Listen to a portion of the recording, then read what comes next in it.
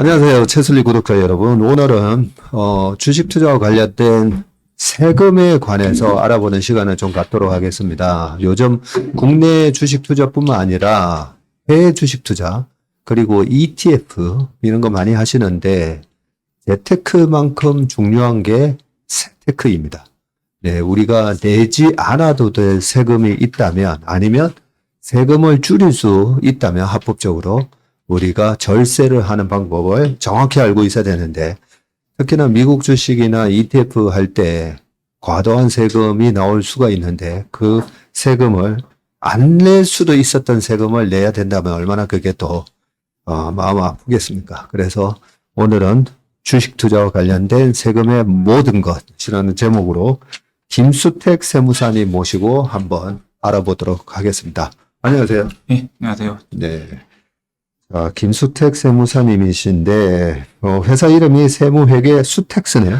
네, 이름을 따서 그렇게 지었습니다. 부모님이 어떻게 세무사로 앞으로 키우겠다라고 해서 수택스. 그런 건 아니시겠죠, 아마? 그런 큰 그림까지는 잘 모르겠습니다. 네. 네. 세금과 관련한 김수택 세무사님 모시고 오늘 여러 가지 말씀을 드리겠습니다. 여쭤보고 그러겠습니다. 저도 이 주식 투자와 관련해서 저희 고객들 크게 한번 세금으로 곤욕을 치른 적이 있어요. 네. 우리나라의 지금 주식은 대주주에 해당되지 않으면 세금을 내지 않잖아요. 네, 양도세를 내지 않습니다. 그런데 저희 고객분 중에 그때는 대주주 양도 과세가 50억이었었죠. 옛날에 한 2016년 요때는. 아니요. 2016년도에는 50억. 그전에는 100억이었을 때도 있었는데, 그게 점점 이제 낮아졌거든요. 100억, 50억, 40억, 25억, 10억, 이렇게 낮아졌는데, 저희 고객을 그때 2016년, 15년, 그때 당시에 제일모직이 상장이 됐을 때, 삼성바이오였던 것 같네. 삼성바이오 한 주식만, 좀 큰 고객이셨는데, 한 30억 이상 사가지고, 그게 사자마자, 그때가 2016년 11월 9일날 삼성바이오가 상장됐거든요. 근데 우리가 분석을 해보니까, 야, 이거는 MSCI에도 편입이 되고, 내년에 국내 코스피 200에도 편입이 되겠더라고. 그래서 과감하게 그 삼성바이오를 저희가 많이 질렀어요. 그때 매수 단가가 한 13만 원에 샀었는데 뭐 한 2주 만에 17만 원이 넘어가고 그 다음 해에 65만 원까지 갔었는데 그때 대주주 과세 요건이 50억이라서 저희가 7, 8억으로 딱 넘겼거든요. 연말. 왜냐하면 50억이 한 종목에 50억이 넘지 않으면 그냥 대주주에 해당되지 않으니까. 그런데 이분이 2년 뒤에 세청으로부터 네, 세금 통지서가 날라온 거예요. 네네. 불성실 과세에 대한 가산세에다가 어마어마한 세금이 날라왔는데 그 세금의 이유가 그 삼성바이오를 50억 이상 갖고 있었다는 거예요. 네, 그래서 이게 어떻게 된 거냐 저희한테도 연락이 왔었는데 분명히 저희 회사의 잔고에서는 50억이 안 됐거든요. 그리고 그때 좀 이게 약간 세금적으로도 문제가 많았던 게, 우리나라는 이틀 결제다 보니까 12월 28일까지 주식을 갖고 있더라도 12월 29일, 30일 시가가 주식 가격이 오르면서 재수 없으면 50억이 넘을 수가 있어요. 예, 그런 것까지 감안을 해서 50억 이하로 저희가 넘어왔었는데 나중에 알아보니까 사모님이 삼성바이오를 또 3억 이상 몰래 사셨던 거예요. 네. 네, 몰래. 보통 부부간에 주식하고 있는 거 얘기 잘 안 하다 보니까 그 사모님이 3억 이상 갖고 있었던 것 때문에 50억 한 5천 됐던 거예요. 12월 말 종가로. 그래서 50억이 넘었기 때문에 대주주로 분류가 됐고 그에 대한 양도소득세를 신고 안 했기 때문에 불성실 가산세 20%에다가 연간 한 12%, 거의 월 한 1%씩 또 붙더라고요. 네네. 네, 붙고. 또 하나, 대기업 주식은 양도차익 과세가 1년 안에 매매를 했을 경우에는 22%가 아니라 33%예요. 대기업 주식을 1년 안에 매매해서 차익을 얻은 대주주의 경우에는 그러면 그 양도차익에 대해서 33%에다가 불성실 가산세 20%에다가 또 1년 반 동안 매달 1%씩 계산해가지고 그렇게 세금이 날라왔으니까 정말 황당했던 거죠. 네, 저희로서는 그때 정말 대박을 터뜨린 매매였었거든요. 저희 기관 고객들도 그 주식 매매로 인해서 큰 수익을 얻었었는데 그 고객분은 한 2년 뒤에 그렇게 세금이 날라오는 일이 발생했기 때문에 지금 대주주 과세 요건이 10억까지 떨어졌다가 다시 작년 말 기준으로 바뀌었죠? 네네. 최근에 좀 바뀌었습니다. 네. 뭐 그런 부분도 있고 하니까 그때는 친인척 모두 합산이었어요. 그러다가 인척 어디까지가 인척이야? 잘 모르지 않습니까? 우리가 뭐 6촌, 8촌 뭐 되면 잘 모르잖아요. 그래서 이거는 너무하다. 그래서 직계 좀비 속으로 바뀌었었어요. 직계 좀비 속으로. 근데 직계 좀비 속도 아니 할아버지가 무슨 주식하고 있는지 서로 얘기 안 하잖아요. 그렇죠. 할머니가 무슨 주식하고 있는지 뭐 얘기 안 하고 보니까 그래서 아마 작년인가 재작년에 이제는 그냥 직계 좀비 속 합산이 아니라 이제 한 명으로 했던 것 같은데 자 제가 이렇게 말을 좀 길게 했던 이유가 그 정도로 우리가 안 내도 될 세금을 크게 내는 낭패가 발생하는 경우가 있기 때문에 세금이 그만큼 중요하다는 말씀을 좀 드렸습니다. 자, 그러면 주식 투자의 세금의 모든 것이라고 됐는데, 자, 김 세무사님, 어떤 것부터 봐야 됩니까? 일단 제가 간단하게 PT를 준비해봤는데요. 일단 주식 세금 과세 방식을 일단 아시면 네. 간단하게라도 도움이 되실 것 같아서 일단 순서에 저렇게 5가지를 제가 해봤는데 일단 세금 과세 방식에서 뭐 주식을 하시면 어떤 세금이 과세가 되느냐 그다음에 이제 대표적인 게 양도세랑 배당소득세 아니겠습니까? 네. 그래갖고 2번, 3번에 그렇게 두 개 양도세, 배당소득세 준비해봤고 이게 배당소득세 하게 되면 또 좀 이제 자산가분들은 종합과세 이슈가 있을 수 있거든요. 그래서 금융소득 종합과세까지 제가 좀 간단하게 말씀드리면 좋을 것 같아서 준비해봤고 마지막에 사례로 알아보는 주식세금 절세 팁이라고 돼 있는데 이게 지금 국세청에서 일반적인 납세자들이 이제 아무래도 주식세금에 대해서 조금 이제 업데이트가 느릴 수 있기 때문에 매년 국세청에서 이렇게 홍보용이나 이렇게 안내를 위해 책자를 발간하거든요. 그래서 이제 국세청에서 오히려 국세청에서 권장하는 방법입니다. 권장하는 방법으로 약간 또 절세 팁이 될 수 있는 부분들을 한 3가지 정도 제가 사례를 준비해왔습니다. 네. 이 절세와 탈세가 좀 애매하고 뭐 이러다 보니까 네. 절세하려고 하면 무슨 죄를 짓는 것 같은 그런 느낌을 받을 때도 있는데 국세청에서조차도 자, 절세하는 방법에 대해서 안내를 해주고 있단 말이죠. 네. 그런 합법적인 방법을 가지고 저희가 절세하는 방법을, 모색하는 거기 때문에 한번 잘 알아두시면 좋을 것 같습니다. 자, 주식 세금의 그러면 과세 방식은 어떤 경우에 과세를 하는 거예요? 일단은 주식을 갖고 있다가 뭐 크게 생각하시는 게 매매하시거나, 그러니까 양도를 하시거나, 아니면 이제 그거를 갖고 계시거나, 그때 이제 세무 이슈가 많이 발생하시게 되는데요. 일단 주식 매매하시면 다들 알다시피 주식 양도소득세가 나오게 됩니다. 네. 그래서 이게 PT 보시면 빨간색으로 중요한 세금 위주로 제가 체크를 해드렸는데, 맨 오른쪽에 유상에 보시면 양도소득세 이렇게 빨간색 쳐 있으실 거예요.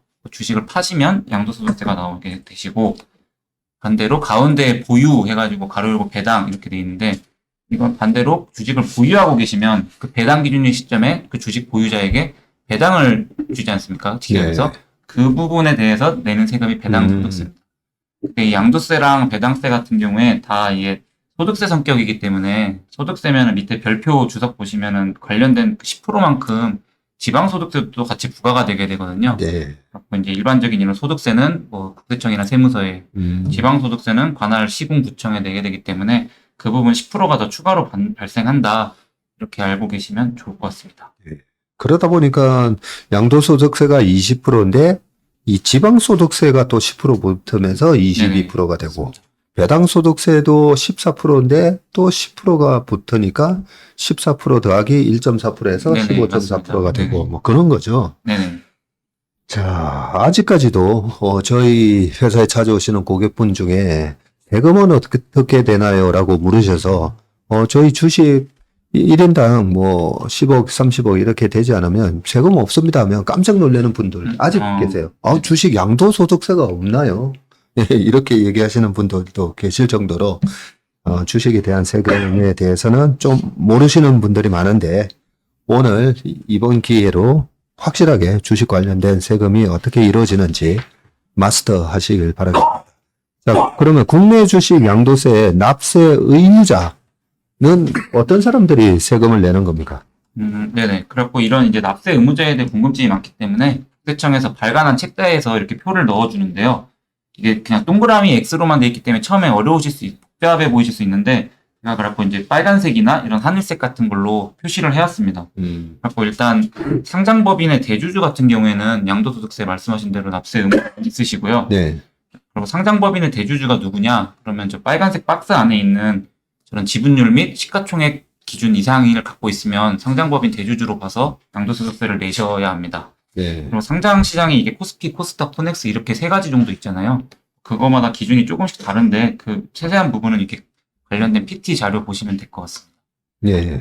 자, 상장법인 대주주. 네. 지난번에는 뭐 합산해서 10억이었다가 네네. 1인당 3억까지 내리기로 했다가 그게 이제 무산이 네. 됐던 건데 그때도 뭐 논란이 되게 많았어요. 한 주씩 3억 들고 있으면 대주주냐. 네, 그러면서 이 대주주 과세, 그 과세의 이름은 대주주 과세 요건이었잖아요. 근데 무슨 엄마, 아빠, 할아버지, 할머니 다 합쳐가지고 10억 이상 들고 있으면 이게 대주주냐. 네, 이런 걸로 논란이 많았다가 그러면 지금은 코스피 같은 경우에는 지분율 1% 네네. 또는 시가총액 50억 이상. 50억 이상 들고 네. 있으면 대주주네요. 예, 최근에 그게 바뀌었습니다. 아, 그런 요렇게. 이슈들이 말들이 많다 보니까 네. 좀 변경이 됐습니다. 그리고 코스닥도 많이 투자하시거든요. 근데 코스닥은 또 지분율 2%네요. 네네. 지분율 코스닥은 2%고 코넥스는 4%고. 물론 뭐 시가총액이 100억 정도 되는 아주 그런 잡주도 있긴 하지만 웬만한 뭐 1000억 정도 된다라고 했을 때 1%면 10억이다 그죠? 예. 네. 그래서 한 종목 50억 이상이야라고만 생각하시면 안 됩니다. 예, 지분율 1% 이상 되면 또 대주주에 해당되기 때문에 시총 500억짜리 내가 1%면 500억이면 5억이네. 예, 이 한 종목 5억 이상 사셔도 예, 대주주 과세의 요건에 해당될 수가 있습니다. 그리고 코스닥에 상장되기 전에 코넥스라는 또 시장이 있는데 코넥스에서는 지분율 4% 이상이 대주주네요. 네네, 맞습니다. 자, 그런데 장외 거래는 어떻게 돼요?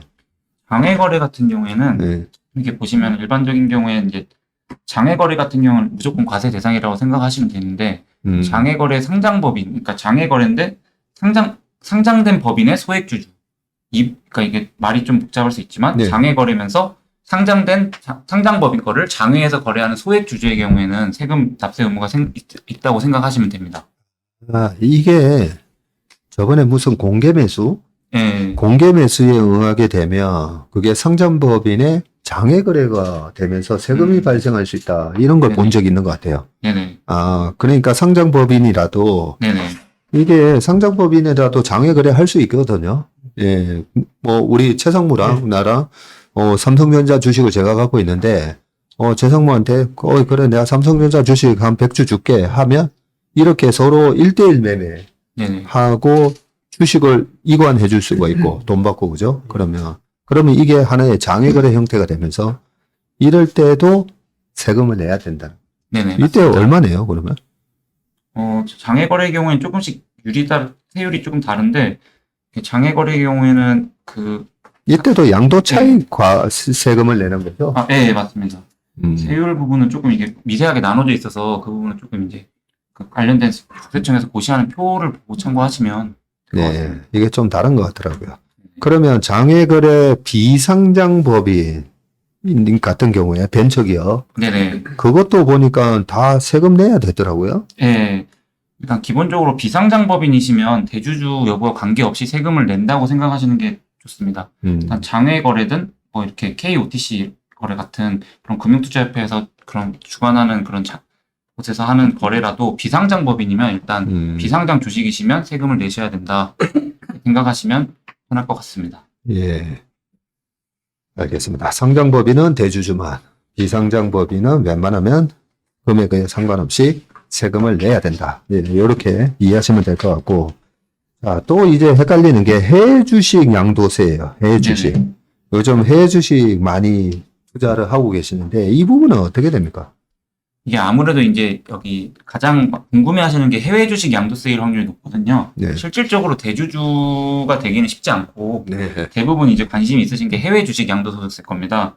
근데 이 해외 주식이라는 게 첫 번째 보시면은 외국 법인이 발행하고 그러니까 외국 법인이 발행한 뭐 테슬라라든지 엔비디아라든지 그런 유명한 그런 외국 법인이 발행한 기업 주식은 해외 주식이다. 일단 그렇게 생각하시면 되는데 예. 이제 조금 이제 잘 모르고 계시는 게 오른쪽에 보시면 국내 법인이 발행하고 외국 증권 시장에 상장한 주식 이것도 해외 주식으로 보거든요. 아, 뭐 그래요? 예를 들면 국내로 치면 쿠팡 같은 경우 예. 국내 쿠팡 같은 경우에 사업장 본점이 대한민국에 있지만 나스닥에 또 상장이 돼 있고 그러잖아요. 그러네요. 그러다 보니까 쿠팡 같은 경우에는 해외 주식으로 봐서 쿠팡은 해외 주식 양도세로 신고하셔야 됩니다. 아, 야, 나는 쿠팡으로 주식을 투자해서 돈 벌었다 하면서, 아예 국내 주식이니까 이건 세금 안 내도 돼 하면 안 된다는 거죠. 아, 네네, 맞습니다. 네. 자, 그러면 해외 주식 같은 경우에는 보통 22% 생각하면 예, 예. 그리고 밑에 이제 간단히 산식을 궁금해 하시는 부분이니까 적어놨는데, 네, 250만 원이 일단 차익에서 빠지시고요. 네. 그 다음에 이제, 공제해주는 부분이죠. 예, 공제인데, 이제 가이상 구조가 또 뒤에 부분에 준비되어 있어서, 일단 공제가 250만 원이 되신다. 이렇게 생각하시면 될 것 같고, 그리고 일반적인 경우에 해외 주식 양도세는 20%인데, 앞에서 말씀드렸던 그 지방소득세 10%가 더 가산되기 때문에 네. 최종적인 세율은 22%가 되신다. 그래서 밑에 만약에 예를 들어 이번에 좀 엔비디아 같은 경우 많이 하잖아요. 요새 네. 사업개미분들. 네. 1,000만 원 차익을 얻었다면 1,000만 원에서 250만 원을 뺀 750만 원에 22%를 곱한 165만 원 정도 양도세를 납부하면 되신다. 이렇게 생각하시면 될 것 같습니다. 그렇군요. 그러면 이 세금은 내가 직접 신고해야 되는 거죠? 사실은 요새 증권사마다 뭐 삼성증권이든 NH든 미래에셋증권이든 해외 주식은 하도 하시는 분들이 많다 보니까 네. 이게 종합소득세 신고 5월 하기 전에 한 예. 4월 중순에서 4월 말쯤에 각 증권사 어플리케이션이나 홈페이지에서 그 대행 신청을 하세요. 아, 그거를 하시는 게 가장 사실은 저희 안전하겠네. 세무사 입장에서 가장 안전한 신고 방법이라고 추천드리고 네. 만약에 그 신청 기간을 놓치셨다. 그럼 이제 가까운 뭐 사무실이나 아니면 직접 홈택스로도 신고하시는 방법이 있는데 그건 조금 좀 복잡합니다. 그래갖고 웬만하시면 4월 중순쯤에 조금 신경 쓰고 계시다가 증권사 대행 서비스를 신청하시라 이렇게 말씀드리고 있습니다. 예. 그러고 보니까 증권사 MTS 화면에 보면 항상 그 메뉴가 있었던 것 같아요. 아, 네네, 맞습니다. 네. 양도소득세 신고 관련된 메뉴를 잘 활용을 하시면 될 것 같다라는 말씀을 해주셨습니다. 자, 그러면 주식 양도세 이 계산 구조에 대해서는 우리가 그래도 알고는 있어야 되지 않을까요? 아, 네. 사실 요새 뭐 홈택스로 신고를 하시거나 직접 그러면 이제 워낙에 요새 국세청 홈택스가 또 잘 돼 있어서 네. 숫자만 넣어도 이렇게 계산이 되긴 하지만 그래서 그냥 어느 정도 알고 계시면 좋을 것 같아서 넣어봤고요. 그다음에 맨 위에 양도가라는 거는 말 그대로 파신 금액입니다. 매매한 네. 금액. 밑에 필요경비는 말이 어려운데 그냥 얼마에 샀느냐, 취득을 얼마 했느냐, 취득 금액이라고 생각하시면 되고, 그럼 이제 산 가격에서 판 가격 차이가 차익이잖아요. 네. 그래서 밑에 이제 양도 차익이 나오게 되시고, 제가 좀 중요한 부분이라고 생각해서 이 기본 공제에다가 그 네모 박스를 쳐놨는데, 아까 말씀드렸던 해외 주식에서 250만 원이 빠졌듯이 1년에 연 기준으로 250만 원을 빼줍니다. 그리고 그 뺀 250만 원을 뺀 금액에 뭐 세율이 뭐 10%, 20% 조금씩 보시면 뭐 국내 주식은 10%, 20%가 있고 뭐 국외 주식은 20%로 일률적으로 지금 적용되고 있고 네. 그런 구조입니다. 자, 그러면 또 하나 궁금한 게, 그러면 내가 테슬라도 투자하고, 엔비디아도 투자하고, 애플도 투자하고 해서, 네네. 하나는 1,000만 원 벌고, 하나는 500만 원 터지고, 하나는 한 300만 원 벌고, 네네. 그런 식으로 해가지고, 총 합산은 800인데, 네네. 그러면 하나 엔비디아 1,000만 원 벌었으면 거기서 세금은 거기 내고, 네네. 손해난 거는 또 손해나고, 우리나라 같은 경우는 아직까지 이 과세가 그렇게 없다 보니까, 대주주 과세 요건에 해당되시는 분 얘기 들어보면, 내가 대주주 과세에 해당되는 주식들의 그 손익을 합산해서 신고한다고 하거든요. 네네. 그러면 해외 주식도 여러 종목 투자를 할 건데, 그게 어떻게 종목별로 냅니까? 아니면 합산해서 내는 겁니까? 일단 이제 다음 장에 말씀드린 신고기한과 관련이 있는데, 네. 해외 주식 같은 경우에는, 국내 주식은, 다음 장 보시면은, 국내 주식 같은 경우에는 양도일이 속하는 반기의 말일로부터 2개월, 말이 좀 복잡하지만, 네. 상반기면 8월 31일, 아하. 지금 8월에 찍고 있으니까 이번 달 말까지 하셔야 되죠. 예. 만약에 상장 주식 갖고 계시면. 그 다음에 이제 해외 주식은 일률적으로 나라에서 국세청에서 5월 1일부터 5월 31일 그 종합소득세 신고하는 그 확정신고 기한으로 정해놨습니다. 예. 그래서 그 확정신고 하실 때 아까 전무님 말씀하셨던 그런 손익이 어떤 건 이익이 났고 어떤 건 손실이 났으면 손익 통산을 해서 통산해서 합쳐서 만약에 이익이 손실보다 큰 경우에만 이제 22% 세금을 납부한다고 보시면 되겠습니다. 예. 그러면 뭐 이익 난 거, 손해 난 거 다 빼가지고 네, 맞습니다. 이익 난 거에서 250만 원 공제하고 네네, 맞습니다. 그리고 세금 내면 되는 네네, 거군요. 알겠습니다. 자, 그리고 또 하나는 세금에서 또 피할 수 없는 게 배당소득세인데 이 배당소득세는 우리 국내 투자자분들도 저희 고객분들도 연락이 자주 와요. 네네. 예, 나는 2천만 원 이상 금융소득 종합과세에 해당되기 때문에 네네. 어떤 분은 세금 안 받게 해달라. 네, 그렇게 말씀하시는 분도 네. 계시고 한데 배당소득세는 그러면 내가 뭐 1,000만 원만 투자해서 거기서 한 뭐 30만 원, 50만 원만 발생을 해도 세금을 내는 겁니까? 배당소득세가 일단 발생하시면 일단 기본적으로 2천만 원 이하의 배당소득이시라면은 15.4%의 원천세율로 이제 과세가 된다고 생각하시는 게 편하거든요. 네. 그럼 원천징수면 내 배당을 받을 때부터 일단 세금 떼고 주는 거예요? 네. 그 원천징수라는 게 이제 지급하는 사람이 예. 지급받는 사람한테 지급할 때 아예 떼서 세무세가 납부를 하는 제도이기 때문에 예. 생각하시면 되겠습니다.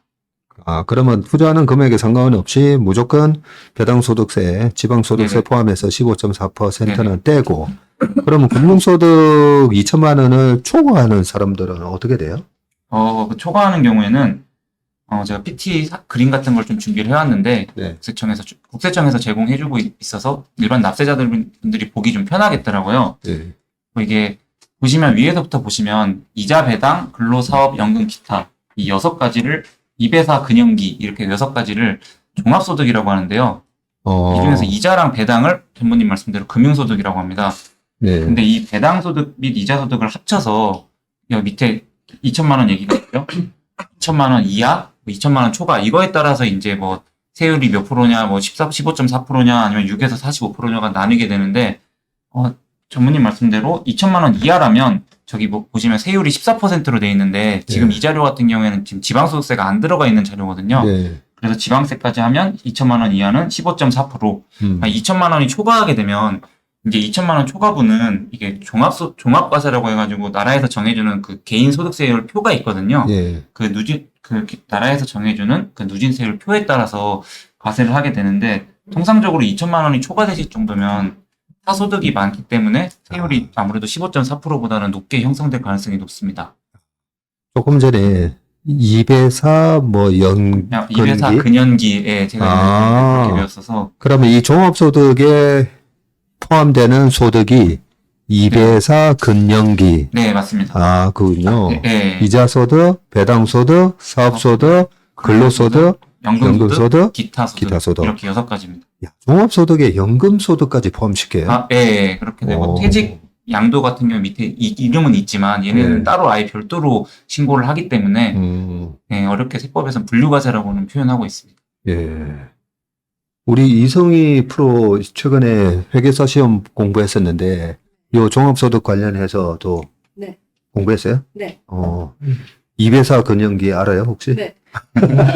저희 쪽에서 유명한 용어입니다. 그래요? 2배사 근영기. 이렇게 오는 거구나. 2배사 근영기. 오늘 좋은 거 하나 배웠네. 네, 이걸 통합해가지고 내 소득이 얼마냐에 따라서 과세율이 네네, 맞습니다. 45가 되냐, 20이 네네. 되냐, 이렇게 되는 거군요. 네네. 알겠습니다. 자, 그러면 조금 사례로, 좀 주식 관련 세금을 어떻게 좀 절세할 수 있는 그런 부분을 좀 알아볼까요? 네네. 우선은 이제 일단 지금 네 가지 정도를 제가 준비해 왔는데, PPT가 아마 다다음 장,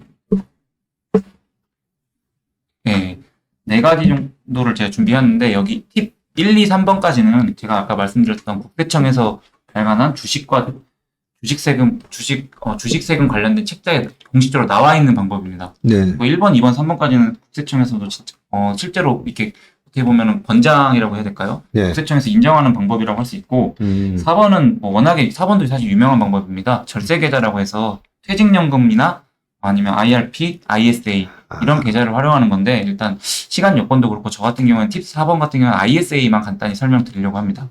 그렇군요. 네. 자, 그러면 일단 먼저 손실 활용하기 요 부분부터 그래도 한번 보겠습니다. 일단 팁 1번은 손실 활용하기라고 돼 있는데 이게 손익통산이라고 해서 되게 유명한 방법이에요. 네. 이게 일단 해외 주식을 갖고 계시면 사용하실 수 있는 방법이고 이게 사례가 조금 길지만 일단 만약에 예를 들어서 해외 주식을 파셔서 만약에 양도차익이 1억이 나오셨어요. 1억이 나오셨으면은 밑에 이제 쬐끄만 1번 국내 주식 손실을 미실현한 경우 양도소득세 이걸 보시면 만약에 그 해외 주식 차익만 있었다면 그 1억에서 아까 제가 중요하다고 말씀드렸던 250만 원을 뺀 9,750만 원에 대해서 소득세율이 붙거든요. 네. 그러면 그 이 소득세율이 20%이기 때문에 만약에 손실을 통산하지 않는다면 1,950만 원이라는 세금을 내야 됩니다. 네. 근데 만약에 이분이 그 국내 주식 중에서도 현재 시점으로 12월 말 시점에 평가 손실, 그러니까 아직 팔진 않으셨던 거죠. 평가 손실이 만약에 1억이 있으셨어요. 1억이 있으셨다면 만약에 이 주식도 만약에 파셔서 손실을 실현한다면 해외 주식에서 1억, 국내 주식에서 1억 이렇게 이익과 손실이 딱 각각 나게 되는 거잖아요. 그리고 밑에 2번을 보시면 만약에 국내 주식을 처분해서 손실을 실현하셨다면 해외 주식에서 발생한 1억 차익과 국내 주식에서 발생한 차손 1억이 합쳐져서 세금이 부과될 금액이 0이 되게 됩니다. 그래서 원래 기존에 만약에 국내 주식을 처분하지 않으셨다면 1,950만 원을 납부하셨어야 되는데, 이렇게 국내 주식 손실을 만약에 이용해서 상계를 하게 된다면 세금이 0원이 되는 상당히 꽤 강력한 절세 방법이라고 생각하고 있습니다. 근데 이 방법은 네. 제가 몰랐던 방법인데 이 해외 주식에 대한 양도세에 대한 손익통산은 네. 해외 주식의 손익만 통산할 수 있다라고 저는 알고 있거든요. 근데 지금 이 방법은 해외 주식으로 1억을 이익을 실현을 했더라도 네네. 국내 주식 중에 네네. 손실이 난 것도 네네. 매도해서 손실을 확정 지으면 이걸 통산할 수 있다는 거네요. 네, 네, 그래갖고 좀 주의해서 보실 게 여기 제가 표시를 좀 못해놨는데 비상장 주식인데 대주주에 해당이에요. 이게 바로 열고 그러니까 이게 과세 대상이 되는 거면 통산이 가능합니다. 과세 대상이 아니었다면 통산이 안 되겠죠. 근데 이거 안 그래도 뒤에 또 이거 관련해서 가산세 조심하라고 말씀 한번 드릴 건데 과세 대상이 되는 것과 통산해야지 과세 대상이 안 되는 것과 통산했다가 양도세를 과소신고하시면 가산세 위험이 있다. 그 부분을 꼭 말씀드리고 싶습니다. 자, 그 부분도 제가 좀 헷갈렸던 부분인데 해외 주식에 대한 양도차익을 내는 거라 우리나라 또 국내에서 파생상품 관련해서도 지금 세금을 내는 걸로 알고 있거든요. 네네. 네. 그리고 국내 대주주 요건에 해당되는 세금하고 서로 이래 크로스로 통산이 안 된다라고 어디서 들은 것 같은데 지금은 과세 대상의 손익은 맞습니다. 통산을 할 수 있다는 거네요. 네네. 이게 국세청에서 이런 방법을 활용하라고 얘기를 했기 때문에 네. 이 부분이 정확한 거니까 그죠? 네네. 앞으로 해외 주식 하시는 분들 중에 근데 국내 주식이 대주주 요건에 그래서 해당되려면 가로 안에 그 대주주의 해당이 상당히 중요한 조건입니다. 그러네요. 쉽지 않습니다, 사실 이건. 그러니까 국내에 상장되어 있는 주식으로 대주주에 해당되는 정도는 아마 좀 해당이 안 됐을 건데 그래도 혹시라도 삼성전자만 내가 또 몇십억 들고 계신 분들 계실 수도 있어요. 전자 임원하셨던 분들이라든지. 예, 그런 분들은 해외 주식 하시다가 그렇다고 삼성전자 주식이 또 손실 나면 안 되잖아요. 그리고 임원하셨으면 옛날부터 들고 계신 삼성전자이기 때문에 사실 오히려 차익이 발생할 가능성이 높다 보니까 이 부분은 오히려 그 장외 주식 세금을 내야 되는 네. 뭐 국내 장외 주식에 대한 손실이 있으면 그걸 좀 활용할 수는 있겠네요. 네, 맞습니다. 저도 장외 주식 해가지고 지금 거의 이제 회사가 없어지기 전에 그런 회사도 있거든요. 아, 진짜요? 네. 그런 손실을 좀 손실 확정시켜가지고 네, 해외 주식 수익에서 이렇게 통산할 필요가 있겠네요. 좋은 거 배웠습니다. 네. 장외 주식이 말 그대로 이 벤처 투자다 보니까 먹으면 몇 배에서 몇십 배고요. 네, 터지면 그냥 꽝이에요, 꽝. 네, 지금 꽝 된 주식이 한두 개 있어가지고, 그거랑 이렇게 합산을 할 수가 있었네요. 네, 좋은 꿀팁을 하나 배웠고요. 자, 두 번째는 양도소득 기본 공제 활용하기인데, 아까 250만 원 말고도 뭐 활용할 게 또 있습니까?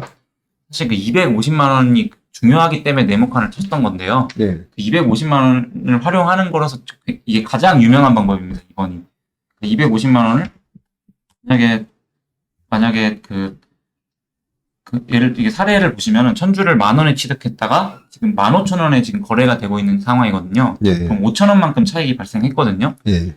그럼 이제 만약에 이 15,000원짜리를 10,000원 주식이 전부 만약에 23년 말 시점에 양도를 한다고 하시면 1번 같은 경우에 500만 원 차익에서 기본공제 250만 원을 뺀 나머지 250에 대한 20%인 50만 원만큼 소득세가 발생합니다. 네. 근데 이게 진짜 개인 투자자분들도 이건 할 수 있는 방법인데 그냥 250만 원이 연 250만 원이잖아요. 그러니까 나눠 파는 거예요. 분할 매도를 하시는 거죠. 네. 23년 말 시점에 절반을 파시고 그 다음 24년 초에 바로 또 절반을 파시면 그 250만 원씩 각각 이게 차익이 나눠지다 보니까 네. 기본 공제 250만 원으로 각각 이렇게 손실이 공제가 되는 상황이 발생하게 되는 거죠.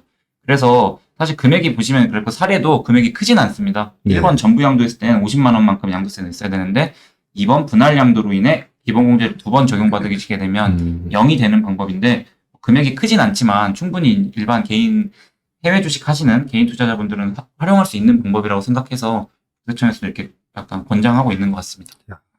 이걸 보니까 예전에 제가 샤오미가 상장이 되기 전에 네, 네, 그 중국 샤오미에 대해서 해외 주식 투자인 거죠. 네네. 예, 투자했다가 샤오미가 상장되고 나서 한 30불까지 갔을 때 잘 팔고 나왔거든요. 잘 팔고 나왔는데 연말에 그 증권사 PB가 전화가 왔더라고요.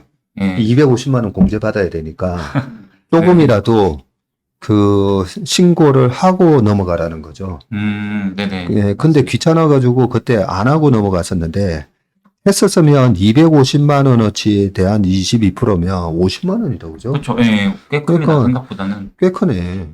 그러면 거의 5, 60만 원을 안 내도 될 세금인데 그거 네. 신고 안 해가지고 그렇죠. 50만 원. 지방세까지 하면 55만 원이. 55만 원을 내게 되니까 야. 네. 그래서 웬만하면 그 해에 조금이라도 신고 250만 원어치는 신고하고 넘어가는 게 맞다고 그죠? 맞습니다. 예. 야, 이게 되게 쉬운 것 같은데 예. 이걸 잘 안 하는 예, 경우가 많겠네요. 번거로우실 수도 있고 깜빡하실 수도 있고. 네. 알겠습니다. 네. 자, 세 번째는 증여재산 공제 활용하기 요 부분인데 네네. 제가 듣기로는 이번에 엔비디아로 1억으로 5억을 벌었다. 그래서 네네, 총 맞습니다. 6억이 됐다. 네. 그러면 5억을 벌었으니까 22% 세금 내려면 1억 넘게 내야 맞습니다. 되는 거잖아요. 근데 이걸 배우자 증여나 하면 세금을 하나도 안 내도 된다. 뭐 이런 신문 기사를 본 적이 있거든요. 네네, 맞습니다. 아마 그런 얘기인 것 같은데 실제로 그래요? 이게 이제 증여재산 공제 활용인데 이게 전문님 말씀대로 배우자 증여를 활용한 해외 주식 양도세 절세 방법이라는 그런 제목으로 많이 이제 주변에서 소개되고 있는 방법입니다. 네. 보시면 지금 PT에는 지금 증여세 계산 구조가 써 있는데 이 복잡한 계산 구조는 굳이 사실 보실 필요 없고 네. 이 빨간색 박스 쳐놓은 거 저게 지금 중요한 거거든요. 증여세 신고하실 때 증여세 그 금액, 증여세 과세 금액에서 배우자 같은 경우에 6억을 빼주고 쉽게 좀비속 같은 경우에 5천만 원을 빼줍니다. 네. 이거를 활용하는 방법인데 PT 다음 장을 보시면 제가 체크를 따로 해놨어요.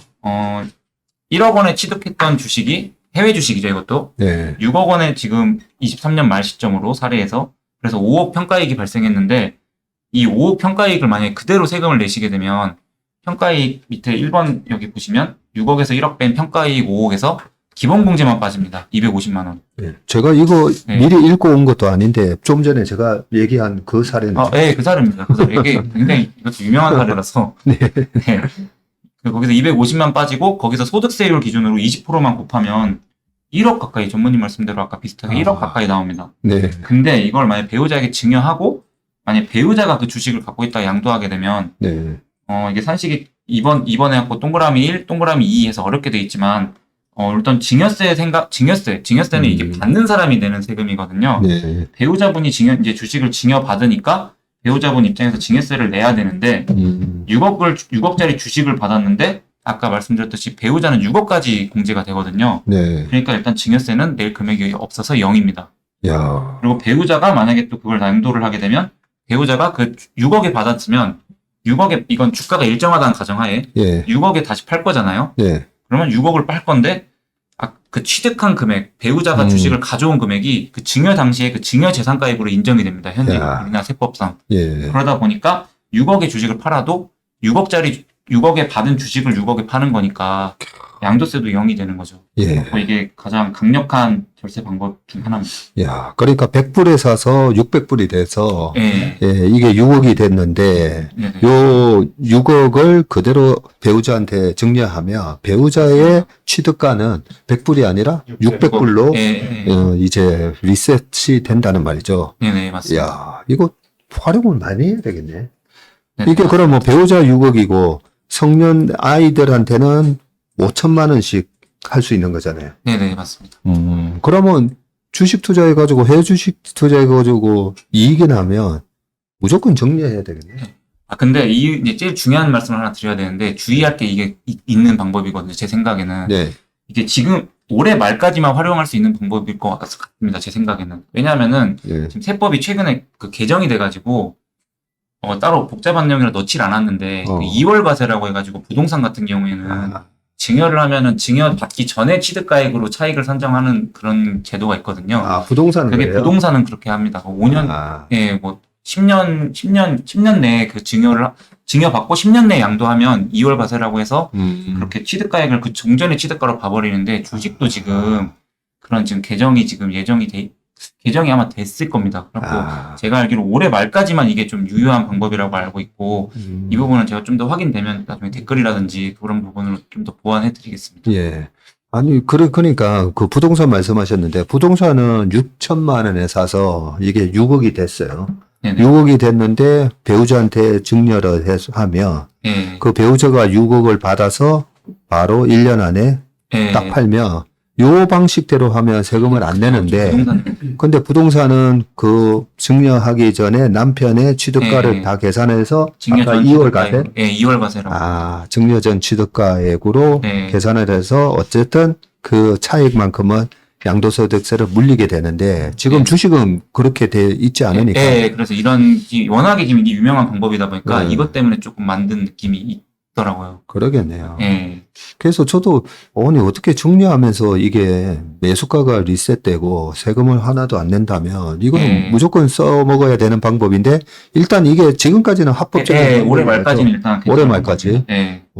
그러면 이 올해 말까지 무조건 해야 되겠는데 안 하신 분들은 그죠? 그러니까 시간이 얼마 남지 않았는데 예, 이제 예. 8월이니까. 그렇네요. 시간이 네. 넘지 않았는데 우리 김수택 회계 세무사는 이거 처리를 잘 해주실 수 있겠죠? 예, 뭐 주식 증여 계약서 이런 거 체결해서 오시면 제가 또 사무실이 증여세 어디? 신고는- 사무실이 어디세요? 사무실은 성수역 근방에 성수역. 성동세무서 쪽에 있습니다. 성동세무서 앞에 네, 있고 회사 법인 이름이 뭐였죠? 아까 수텍스? 제 이름을 따서 세무회계 수텍스라는 이름으로 네. 법정을 하고 있습니다.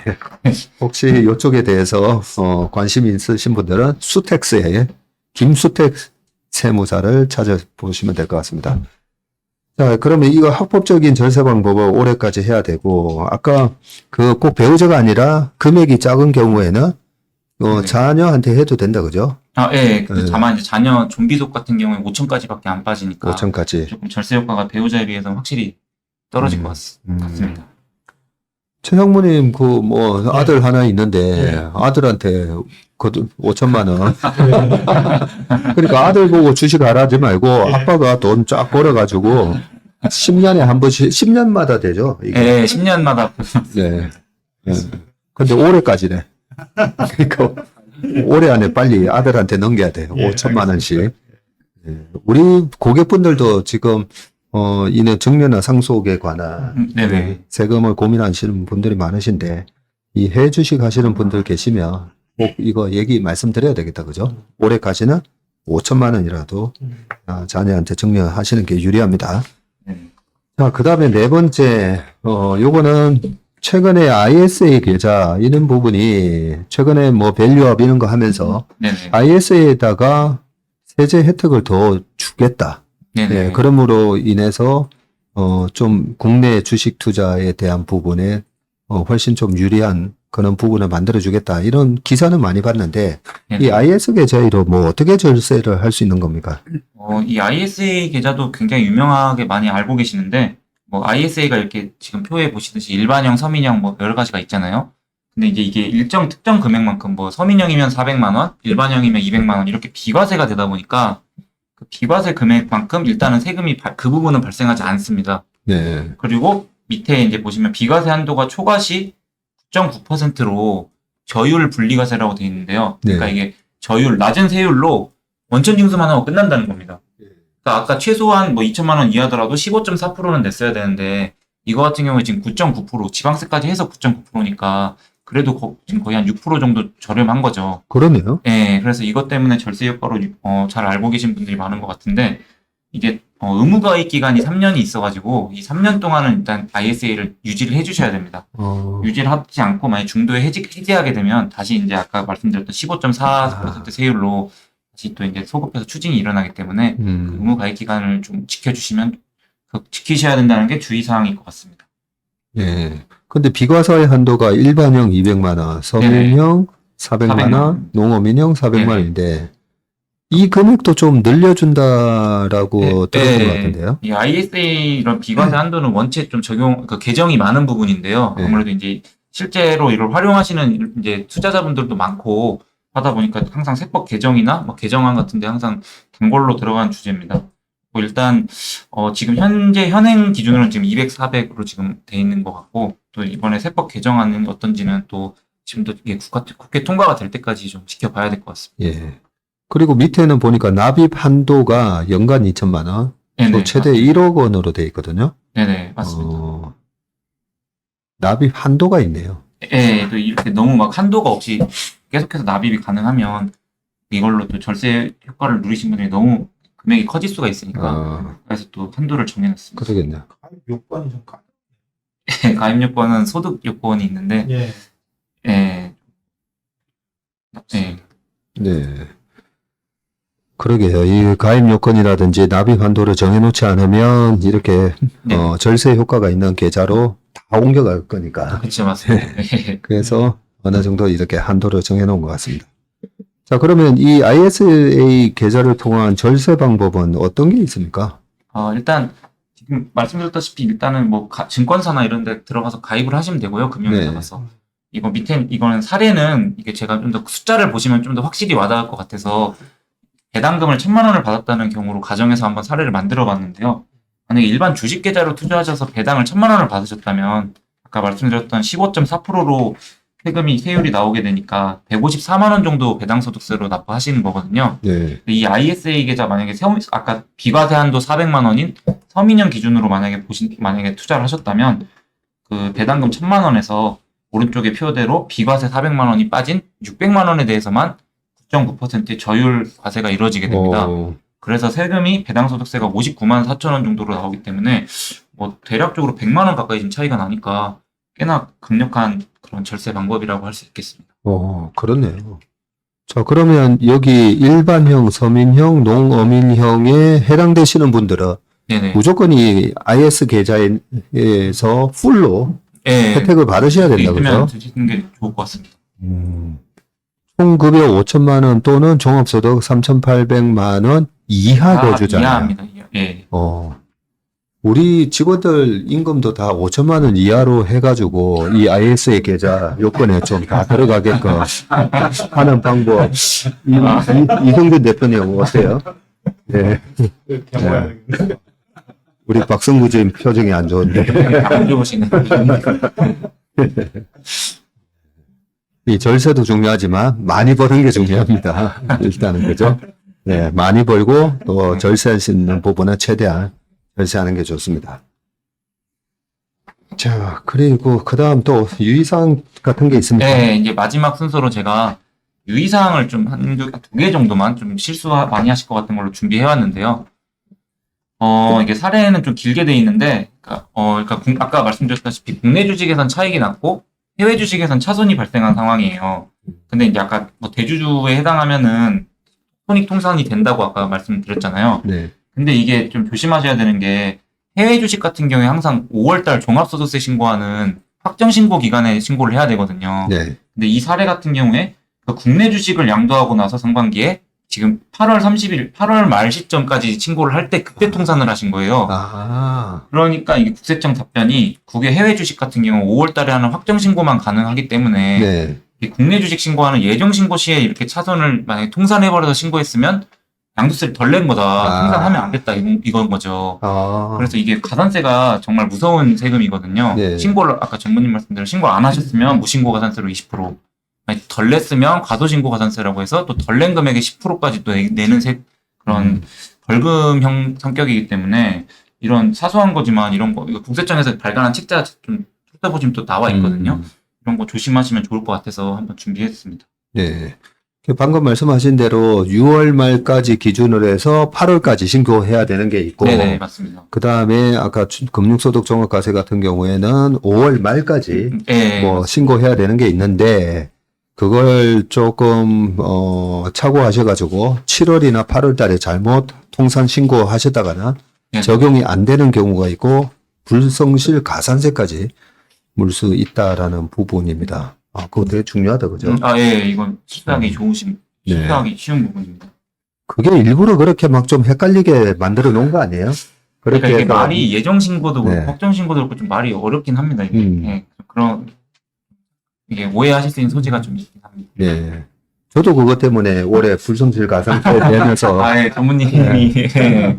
5월 말에 그 예. 홈택스 들어가서 마지막 날에 예. 밤 10시부터 2시간 동안 홈택스에서 하는데 그 페이지가 안 넘어가는 거예요. 그 우리가 뭐 강의하거나 이런 거 받은 그 종합소득 신고해야 되잖아요. 그래서 밤 10시부터 2시간 동안 하다가 결국은 11시 59분 45초 지나갈 때 안 되는 거예요. 그 기한을 넘겨버려가지고. 어이가 없더라고요. 그 기한 딱 넘기는 순간 불성실. 예, 그렇고 20%만큼 더 네. 발생. 저는 정말 성실하게 세금 내려고 했었는데, 아니, 홈택스가, 아니, 페이지가 안 넘어가는데 어떻게 해요? 안 넘어가는데. 참. 그래서, 이게 일부러 어렵게 만들어 놨구나.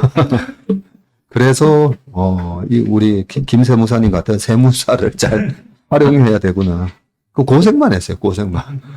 고생만 하고, 세금은 세금대로 왕창, 벌금까지 내고, 그런 억울한 경우가 있었습니다. 자, 마지막 팁, 정확하게 신고하기. 예, 그리고 마지막 팁은 정확하게 신고하기 및 신고 기한을 잘 지키기입니다. 말씀드렸듯이 신고 기한이 넘어가는 순간, 그 밤 12시가 넘어가는 순간 무조건 20%가 붙고, 기한 후 신고는 또 거기에 네. 좀 까다롭습니다. 이게 좀, 그 정기 신고는 한꺼번에 수천만 장의 어떻게 보면 수백만 장의 신고서가 들어가기 때문에 검증이 어렵지만, 기한 후 신고는 이제 그때부터는 세무서에서 좀 더 꼼꼼하게 보게 되거든요. 예. 그래서 경비 처리라는 것도 신경 쓰셔야 되고, 아무래도 좀 훨씬 더 그 절세할 확률이 줄어들기 때문에, 네. 기한 내에 신고하는 게 가장 중요하다고 제가 말씀드리고 싶고, 일단은 네. 기한을 지켜야 됩니다. 네, 그겁니다. 네. 그리고 여 사례 같은 경우에도 마지막까지 아까 제가 중요하다고 했던 그 기본공제 250만 원 관련된 부분인데요. 네. 그 250만 원을 같은 해에 두 번 받으신 케이스예요. 그거 안 되잖아요. 예, 그거는. 그래서 그렇게 있습니다. 혹시나 그런 생각을 하고 계신 분이 있다면 한 번만 꼭 받으시라고. 8월 달에 차례 보시면 8월 달 신고할 때 250 받았는데 9월 달에 하신 거에 대해서 또 250만 원을 또 적용하신 거예요. 아하. 그러니까 이게 연 250인데 두 번 했기 때문에 이런 건 또 국세청이 절대 봐주지 않거든요. 네. 그래서 더 받은 거에 대해서 덜 냈던 세금에 대해서 가산세, 과소신고 가산세겠죠 아마. 그거를 또 해서 추징한 케이스이기 때문에 신고 기한을 잘 지키시고 이런 기본 공제 같은 거 나라에서 정한 횟수가 있으면 그걸 잘 지켜서 하는 게 최고의, 이게 가산세를 안 맞으시는 게 최고의 절세라고 저는 개인적으로 생각하고 있습니다. 아, 그렇군요. 네. 자, 저처럼 신고 기계 한도 넘기고 그러면서 예, 벌금 가산세 맞지 마시고요. 기한을 어쨌든 잘 지키는 게 중요하다. 네, 네네. 그렇게 말씀드리고 오늘 하나 배운 게 아까 그렇게 세금을 내야 되는 세금이 있으면 해외 주식이든 아니면 국내 대주주 양도세에 해당되든 아니면 그런 장외기업에 해당되는 양도차익과세 예. 그것도 다 합산은 된단 말이죠. 동사. 예. 그랬을 때 혹시나 투자하셨던 그 장외 주식이나 벤처기업 중에 네네. 예, 이미 회수 불능이다 생각해서 저 같은 경우에는 아유 저거는 망했구나 하고 그냥 이렇게 잊어버리고 있었는데 예. 그것도 손실 처리하는 게 좋겠네요. 만약에 세금 예, 내게 가능하시다면. 그렇죠? 예. 예, 손실 처리해가지고 웬만하면 처리한 다음에 헐값에 내가 예. 헐값에 실현을 하신다면. 네. 사줄 사람이 근데 없어서 그게 걱정이네. 아, 최상무가 좀 사줘. 네, 상무님께. 네, 내가 100원에 팔게. 아, 내가 1000만 원에 투자했던 거 100원에 팔 테니까. 그런 식으로 해가지고 예. 실현하면 된다 그죠? 네. 그리고 우리가 이 양도소득세에 관한 신고를 할 때 네. 저게 있더라고요. 또 하나 국세청에서 당신 세금 안 냈다고 날라오는 거 보니까 증권거래세를 안 냈다고 날라와요. 그렇죠? 일반적인 경우에 상장 주식은 그 한국예탁결제원에서 증권거래세를 그 거래징수를 해주거든요. 예, 근데 아마 비상장 주식 쪽 맞습니다. 않았을까? 예. 비상장 주식을 매매해서 양도 차익에 대한 세금만, 양도세만 제가 신고를 했더니 나중에 증권거래세를 안 냈다고 날라오더라고요. 요거 놓치셨네. 아까 제가 증권거래세 하려다가 이게 아무래도 비상장 주식 쪽 하시는 예. 분들은 일단 했는데 제가 좀 놓친 것 같습니다. 네. 네, 증권거래세도 조심하셔야 될 것 같습니다. 네. 되게 꼼꼼한. 저도 이제 세금 신고를 해봤는데 2번 전화가 오더라고요. 국세청에서? 저기 세무서에. 세무서에서. 예, 세무서에서 이거 맞냐고 하면서 확인은 맞습니다. 예. 저도 이제 벤처기업에 대한 투자를 한 20년 이상 하다 보니까 네네. 예, 그쪽 투자를 많이 했는데, 자, 오늘 시간은 요 정도까지 일단 하고요. 추가적으로 오늘은, 맛배기지만 굵직굵직한 거는 다 얘기해 주셨고요. 예. 근데 좀 더 디테일로 들어가서 그 ETF, 해외 ETF나 네. 국내 주식 중에서도 세금을 내야 되는 ETF 있고 안 내도 되는 ETF 있고, 네. 그런 것까지 좀 더 추가적인 부분은 저희가 다음 2부 순서를 마련해서 네네. 다음에 한번 김수택 세무사님 모셔서 그 부분에 대해서도 좀 알아보도록 하겠습니다. 예, 주식 투자와 관련된 세금의 모든 것 오늘 김수택 세무사님 모시고 알아봤습니다. 함께해 주신 여러분 고맙습니다. 네, 수고하셨습니다. 감사합니다. 네, 수고하셨습니다.